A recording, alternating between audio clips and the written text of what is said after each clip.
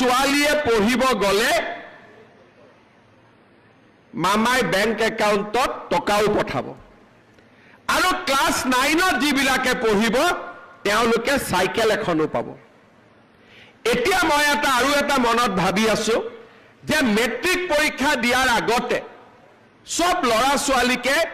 অলপ মাষ্টৰ এটাই চাই দিলে ভাল হয় তেতিয়া ল'ৰা ছোৱালীয়ে ভাল ৰিজাল্ট কৰিব পাৰে কিন্তু দুখীয়া মানুহে কেনেকৈ ল'ৰা ছোৱালীক টিউচন দিব সেই কাৰণে যিমান ল'ৰা ছোৱালীয়ে মেট্ৰিক পৰীক্ষা দিব 6 মাহ আগৰ পৰা তেওঁলোকৰ বেংক একাউণ্টত মই 300 টকা দিম যাতে মাষ্টৰক আমি টিউচন বা ঘৰত গাঁৱত যোন ল'ৰা ছোৱালী অলপ শিক্ষিত ল'ৰা ছোৱালী থাকে তেওঁলোকে যাতে গধূলি আমাৰ মেট্ৰিক ক্যান্ডিডেটখিনিক পঢ়ুৱাব পাৰে এখন গাঁৱত 10 গৰাকী মেট্ৰিক ক্যান্ডিডেট আছে গাঁৱতে এজনী পঢ়া জানা ছোৱালী আছে